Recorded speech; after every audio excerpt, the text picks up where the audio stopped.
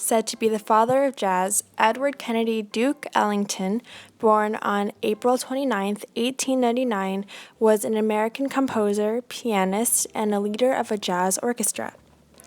Duke Ellington was known and is remembered for his unique and profound style of jazz music. His development in jazz was one of the most spectacular in the history of music, as demonstrated by more than 50 years of sustained achievement as an artist, which led him to be known as one of the greatest musicians of the 20th century. Duke's music was so original he called it American music rather than jazz. Based on his success, it's unlikely to think that he was not even attracted to music in his younger years. However, music clearly became a very important part of his life, as he still reigns as one of the most major figures in jazz history today. Being as visionary as he wasn't afraid of giving jazz its own spin, changing the game for millions to come, and setting the bar for greatness of brilliant jazz, pop, theater, and soundtrack composers. Ellington once said, "What is music to you? What would you be without music? Music is everything. Nature is music, the sea is music, the wind is music, the rain drumming on the roof, and the storm raging in the sky are music. Music is the oldest entity. The scope of music is immense and infinite. It is the Esperanto of the world."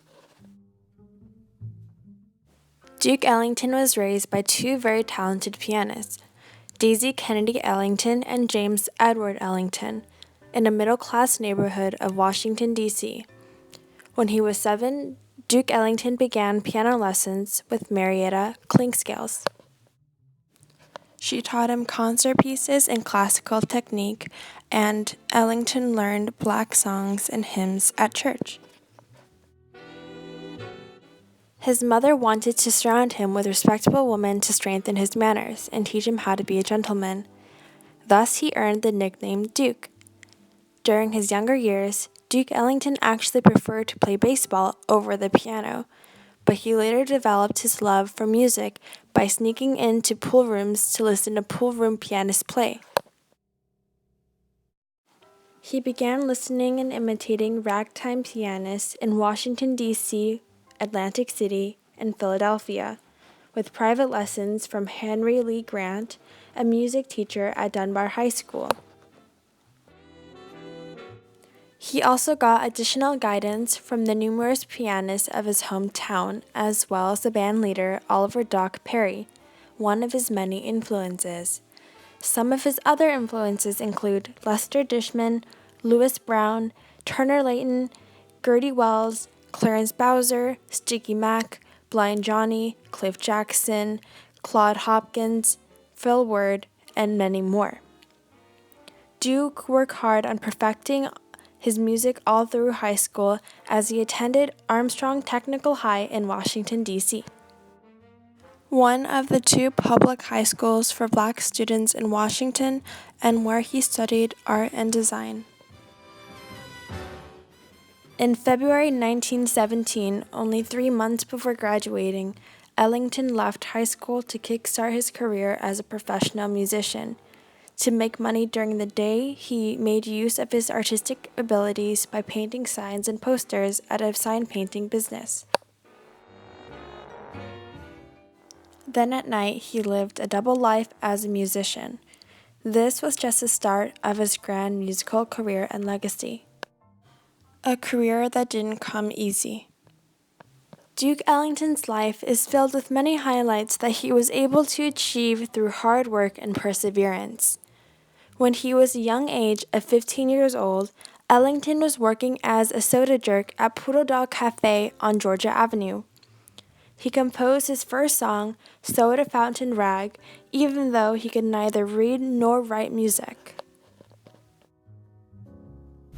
In 1973, he wrote an autobiography called Music is My Mistress. This song was the first addition to many more of a great career. Music was so important to him that he chose it over a scholarship to the Pratt Institute in Brooklyn, New York. After forming his first band, the Duke Serenaders, he began to compose some of his most popular songs, including It Don't Mean a Thing If It Ain't Got Swing, Sophisticated Lady, Prelude to a Kiss, Solitude, and Satin Doll. Duke Ellington's music earned him 9 Grammy Awards during his lifetime, but even after his death his music stayed popular, earning him 12 Grammy Awards in total from the years 1959 to 2000.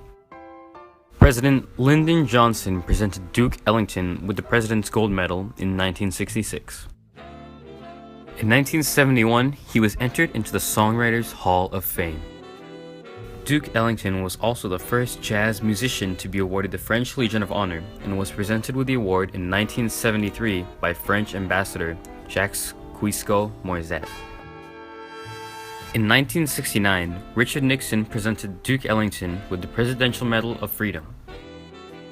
In 1968, 12 years after his death, Ellington had a commemorative 22-cent stamp with his image on it made in his honor.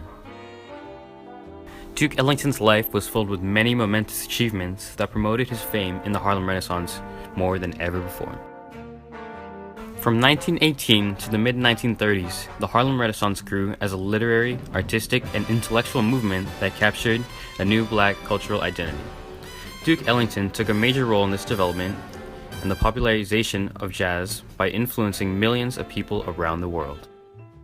In his 50-plus year career, he performed over 20,000 times in Europe, Latin America, the Middle East, and also Asia.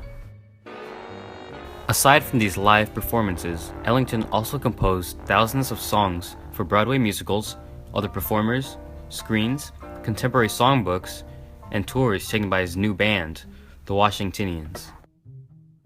Having composed over 3,000 songs, when asked about his inspiration, Ellington replied, "My men and my race are the inspiration of my work.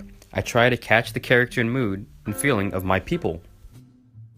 Ellington's music took America by storm with its astonishingly varied and colorful combinations of a kind of music never before heard in jazz, thus the birth of what he called American music. Duke Ellington's life ended on May 24, 1974, when he succumbed to lung cancer and pneumonia in New York.